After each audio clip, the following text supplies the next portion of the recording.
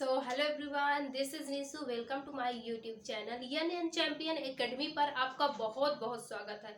तो सबसे पहले मैं आपको बताना चाहूंगी कि class 12 complete physics plus chemistry इसी चैनल पर करवाया जाएगा, जो कि ऑलरेडी मैं पहले से फिजिक्स का कंप्लीट कोर्स बता चुकी हूँ, पार्ट 1 करा चुकी हूँ। आज हम पार्ट 2 पर जानेंगे। पार्ट 1 पर स्थिर वैद्युतिकी का पहला चैप्टर स्थिर वैद्युत और वैद्युत आवेश और आवेश के कितने प्रकार होते हैं और उस पर कौन सा आवेश होता है, प्लस चार्ज होता है या माइनस चार्ज होता है, और किसमें जो है इलेक्ट्रॉन पर जो है अधिकता होती है कि प्रोटॉन पर अधिकता होती है। इन सब चीज़ों के बारे में ऑलरेडी मैंने डिस्कस कर चुका है। यदि आपको एकदम डीपली जाना है तो इसी चैनल पे जाइए, फर्स्ट वीडियो देख लीजिए, ताकि जो आप भी आपके पास जो डाउट है वो सारे क्लियर हो सके। ठीक है, तो देखिए यहाँ पर आज हम सेकेंड टॉपिक पर क्या लेके आए हैं कि बीमा, क्योंकि मैंने पहले से कई सारे टॉपिक है जो कि क्लियर कर चुकी हूँ, वो फर्स्ट पार्ट में है। आज हम सेकेंड पार्ट पर जाएंगे कि इसमें आवेश की बीमा क्या होती है। ठीक है, देखिए बीमा रटने के लिए कोई भी रट सकता है, लेकिन आप सिर्फ 7 मूल राशियों और उसके रट सकते हैं। लेकिन बहुत सारी ऐसी बीमाएं होती हैं जिसे आप रट नहीं सकते। जब तक आपको किसी भी यानी कि मूल राशि या व्युत्पन्न राशि का जब तक आपको उसका मात्रक नहीं पता रहेगा, आप बीमाएं नहीं याद कर सकते। ठीक है, तो सबसे पहले आपको मूल राशियां व्युत्पन्न राशियां याद करना पड़ेगा अच्छे से, उसे फिर प्रैक्टिस करना पड़ेगा। प्रैक्टिस करने के बाद फिर आप किसी भी प्रकार का जो है आप आसान तरीके से बीमा निकाल सकते हैं। तो सबसे पहले आज हम जानेंगे बीमा क्या है। ठीक है, बीमा क्या है नहीं, इसमें ये नहीं पूछेगा बोर्ड एग्जाम में क्लास 12 में कि बीमा क्या है, लेकिन हाँ आपको बीमा से संबंधित 1 या 2 एमसीक्यूज देंगे। 7 सेटों में, कई सेटों में आया हुआ था 2015 से लेकर यानी 2025 तक के ऐसे क्वेश्चन इस चैनल पे बताए जाएंगे जो कि प्रीवियस क्वेश्चन होते हैं। ठीक है, तो देखिए आवेश का जो बीमा होता है वो AT होता है। क्या होता है? AT। आप ये भी डाउट होगा कि एटी कैसे आ गए, हमने एटी कभी देखा ही नहीं। टी तो देखा है लेकिन ए कभी नहीं देखा। तो देखिए यदि आपको समझ में नहीं आया है तो अब हम आपको समझा कर देखते हैं। तो यदि आप किसी भी चीज की बीमा निकालते हैं तो उसका सबसे पहले आपको फॉर्मूला लिखना पड़ेगा। फिर फॉर्मूला लिखने के बाद क्या है कि आप उसमें जो है उसके मात्रक पर जाइए। ठीक है, तो देखिए मैं इसका बीमा किसका निकाली हूँ? आवेश की बीमा। तो देखिए हम आवेश का फॉर्मूला लिखेंगे कि आवेश का फॉर्मूला क्या है, फिर उसका मात्रक क्या है, फिर उस पर हम काम करेंगे कि हाँ ऐसे बीमा निकलता है। तो देखिए आवेश का जो फॉर्मूला होता है आई बराबर क्या होता है? Q बटे में T। ठीक है, तो देखिए जो I होता है क्या होता है? विद्युत धारा होता है। क्या होता है? विद्युत धारा, विद्युत धारा। ठीक है, और जो Q होता है ये आवेश होता है। क्या होता है? आवेश। और ये T होता है समय। ठीक है, आई होप कि आपको इतना क्लियर हो गया होगा। अब देखिए ये फॉर्मूला आप एक प्रकार से और लिख सकते हैं। ठीक है, तो देखिए इसमें क्या लिख सकते हैं? AT बराबर Q। ठीक है, AT बराबर Q, क्योंकि देखिए यहाँ आवेश है ना, आवेश जो होता है Q होता है। तो यहाँ पर इसका इसमें जब मल्टीप्लाई करेंगे आप तो इसमें IT बराबर Q। ठीक है, तो देखिए ये I क्या होता है? विद्युत धारा। विद्युत धारा का जो मात्रक होता है क्या होता है? एम्पियर। एम्पियर। ठीक है, विद्युत धारा का जो मात्रक होता है एम्पियर होता है। अब देखिए समय का जो होता है वो T ही होता है। ठीक है, अब आपको एकदम क्लियर हो गया होगा कि देखिए विद्युत धारा जो होता है यानी कि आवेश का जो मात्रक होता है, सॉरी पहले आवेश का जो सूत्र होता है, फिर सूत्र में जानेंगे इसको एक एक करके, इसका हम जानेंगे कि मात्रक क्या होता है। ठीक है, फिर मात्रक पर जाएंगे तो फिर हम इस पर काम करेंगे। तो देखिए यहाँ पर हमने पता कर लिया कि ये इसका फॉर्मूला I बराबर Q बाई में T होता है। ठीक है, तो IT ऐसे लिख के ऐसे लिख सकते हैं। ठीक है, यानी कि इसका इसमें मल्टीप्लाई करके ऐसे करके लिख सकते हैं। अब देखिए क्या है कि जो I का है एम्पियर होता है, T का T ही लिखेंगे। ठीक है, अब इसमें ऐसे ही करके हम लिखा गया है। तो ये जो एम्पियर होता है इसे हम A से प्रदर्शित करते हैं और ये T जो टाइम है यानी समय है इसे T से डिनोट करते हैं यानी प्रदर्शित करते हैं। तो देखिए इसे हम ऐसे इस फॉर्मूला के माध्यम से आवेश की बीमा निकाल चुके हैं। ठीक है, तो आई होप कि आपको एकदम क्लियरली समझ में आ गया होगा। यदि आपको समझ में नहीं आया है तो एक बार वीडियो को और थोड़ा फास्ट करके देख लीजिए। ठीक है, तो देखिए अब जानेंगे प्रोटॉन पर आवेश कितना होता है। आवेश जो है प्रोटॉन पर आवेश कितना होता है और कौन सा चार्ज होता है। ठीक है, तो देखिए आप प्रोटॉन पर जो आवेश होता है वो प्लस चार्ज होता है। आप पूछ सकते हैं कैसे और क्यों। तो देखिए जब वो प्रोटॉन पर आवेश जो होता है प्लस चार्ज इसलिए होता है कि जो प्रोटॉन होते हैं वो अगतिशील होते हैं और जो इलेक्ट्रॉन होते हैं वो गतिशील होते हैं। प्रोटॉन जो होते हैं वो अपने नाभिक में स्थिर रहता है, लेकिन जो इलेक्ट्रॉन होते हैं नाभिक के चारों ओर चक्कर लगाते हैं। तो इसीलिए इलेक्ट्रॉन जो होता है ऋणावेश होता है और जो प्रोटॉन होता है धनावेश होता है। आई होप कि आपको समझ में आ गया होगा। यदि अभी भी आपको समझ में नहीं आया है तो एग्जाम्पल लेके आपको समझाते हैं। मान लीजिए जब किसी हम दो वस्तु को आपस में रगड़ते हैं तो रगड़ने के बाद जिसमें मान लीजिए एक वस्तु से इलेक्ट्रॉन निकलकर दूसरी वस्तु में गतिमान हो जाते हैं, स्थानांतरित हो जाते हैं, तो उसे हम इलेक्ट्रॉन आवेश कहते हैं। ठीक है, इलेक्ट्रॉन आवेश यानी कि कब जानेंगे, तो अब देखिए क्या है कि प्रोटॉन पर आवेश कैसे और कितना होता है। तो अब इस पे हम लिखते हैं प्रोटॉन पर आवेश। तो 1.6 इंटू 10 की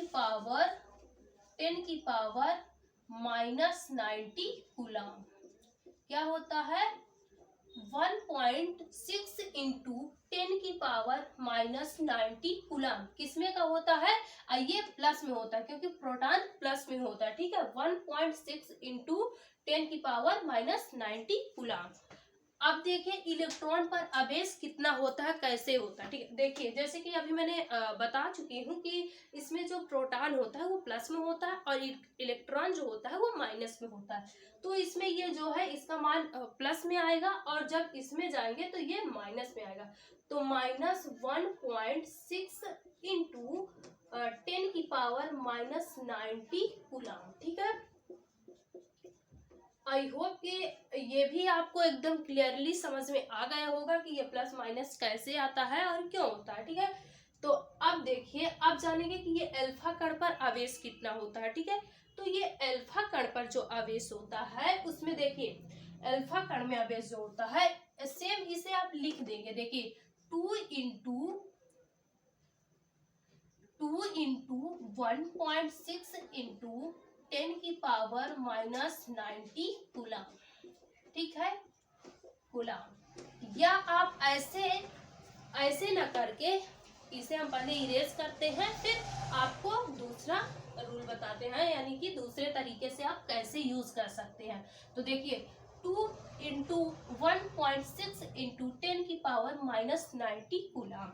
तो आप इसे या करके ऐसे भी लिख सकते हैं। देखिए 16 दूना 32 होता है। तो 3.2 इंटू 10 की पावर -90 कूलम आप ऐसे भी करके लिख सकते हैं। इसमें देखिए आपको एकदम क्लियरली समझ में आ गया होगा। जब आप न्यूमेरिकल सॉल्व करेंगे तो आपको ये बहुत ज्यादा यूजफुल रहेंगे। ठीक है, इसीलिए सबसे पहले हम आपको थ्योरी बताएंगे, फिर उस पर न्यूमेरिकल बताएंगे, फिर उसका क्या होगा क्वेश्चन आंसर सॉल्व करवाएंगे। ठीक है, तो देखिए पहले हमने थ्योरी बता चुका है थोड़ा बहुत, आज हम थोड़े बहुत उस पर टॉपिक पर जानेंगे कि इसका मान कैसे होता है। फिर आप जब न्यूमेरिकल सॉल्व करेंगे कहीं से भी डाउट नहीं रहेगा आप लोगों को। ठीक है, अब देखिए प्रोटॉन पर द्रव्यमान, प्रोटॉन पर कैसा द्रव्यमान। देखिए द्रव्यमान जो होता है हमेशा भार होता है, वजन होता है। ठीक है, यानी जो द्रव्यमान उसमें भार वजन इससे ही वो रिलेटेड होता है। तो जो इसका मात्रक आएगा वो हमेशा किलोग्राम में आएगा। ठीक है, तो प्रोटॉन पर आवेश जो होता है तो क्या होगा 1.67 इंटू 10 की पावर -27 किलोग्राम। आई होप कि आपको ये भी एकदम क्लियर समझ में आ गया होगा। आप इन्हें एकदम रट लीजिए। ठीक है, क्योंकि आपकी पूरी फिजिक्स में यही सारे मान आप सारे न्यूमेरिकल में प्रयोग करने वाले हैं। ठीक है, तो अब देखिए 1.67 इंटू 10 की पावर -27 किलोग्राम, ये भी आपको एकदम क्लियरली मतलब कि एकदम अच्छे तरीके से समझ में आ गया होगा। अब चलते हैं इलेक्ट्रॉन पर द्रव्यमान। ठीक है, प्रोटॉन पर द्रव्यमान तो हमने देख लिया, लेकिन अब हमें देखना है कि इलेक्ट्रॉन पर द्रव्यमान कितना होता है। तो देखिए इलेक्ट्रॉन पर जो द्रव्यमान होता है, इलेक्ट्रॉन पर इलेक्ट्रॉन पर जो द्रव्यमान होता है 9.1 इंटू 10⁻31 किलोग्राम होता है। आई होप कि ये सारे जो है क्या है, 3, 2 और 2, 4, 5 मान आपको एकदम कंठस्थ कर लीजिए, ताकि जो न्यूमेरिकल है आपको कहीं भी मिस आउट ना हो सके। ठीक है, तो देखिए अब हम जानेंगे कि क्योंकि मैंने पार्ट 1 में एकदम बेसिक से पढ़ाया है, तो वहां पर सबसे पहले आप पार्ट 1 देखिए, फिर आप देखिए। जब पार्ट 3 जाएंगे तो इसके आगे का जो है पूरा एकदम अपने यूपी बोर्ड, बिहार बोर्ड का एकदम कंप्लीट सिलेबस पढ़ाया जाएगा। तो अब देखिए इलेक्ट्रॉनिक आवेश या मूल आवेश, इलेक्ट्रॉनिक आवेश जो होते हैं उन्हीं को ही मूल आवेश कहते हैं। इलेक्ट्रॉनिक आवेश कहें या मूल आवेश कहें, तो देखिए इसकी डिफिनीशन क्या होगी कि किसी भी वस्तु यानी किसी भी आवेशित वस्तु जिस पर आवेश की न्यूनतम मात्रा को मूल आवेश कहते हैं। ठीक है, क्या कहते हैं, यानी कि किसी भी वस्तु वो सिर्फ आवेशित हो, किसी भी वस्तु जो आवेशित वस्तु पर, यानी कि किसी भी वस्तु जो मतलब आवेशित हो, आप समझने की कोशिश कीजिए, यानी कि एकदम इजी डिफिनीशन है कि किसी भी आवेशित वस्तु, ये वही बता रहा, कोई आवेशित वस्तु बोले या चाहे किसी आवेशित वस्तु, ये दोनों सेम है, लेकिन बोलने का तरीका थोड़ा चेंज हो सकता है।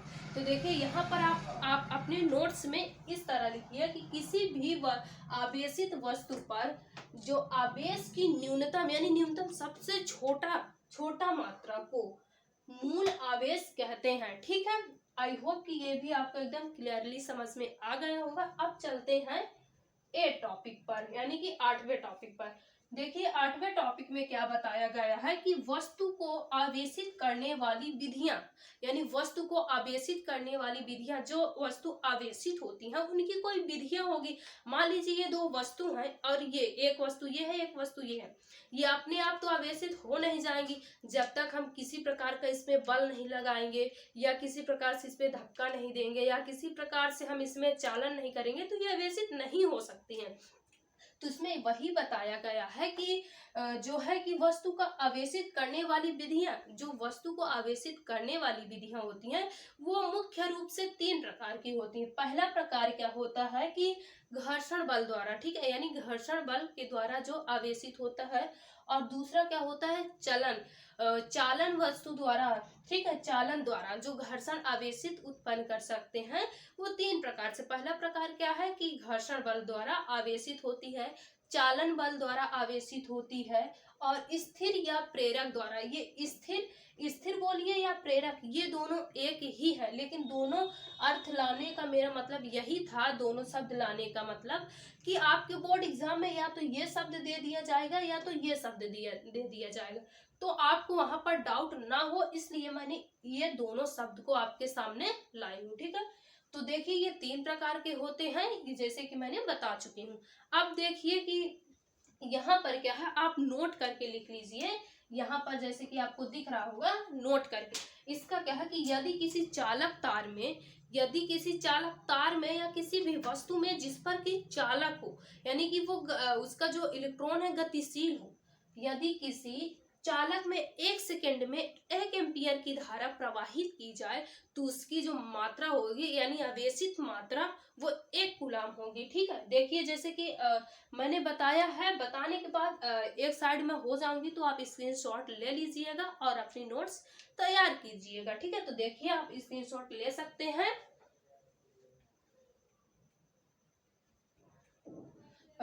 मैं उम्मीद करती हूँ कि आप स्क्रीनशॉट ले चुके होंगे और आप जबरदस्त तरीके से नोट्स तैयार कर रहे होंगे। ठीक है, अब देखिए इसे भी लिख लीजिए।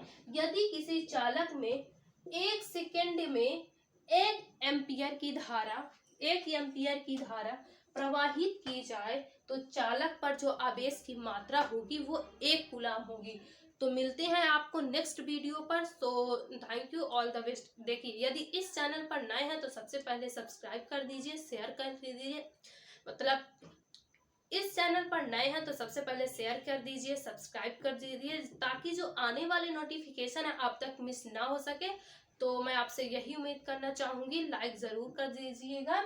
So thank you, all the best. यहीं पर वीडियो एंड करते हैं।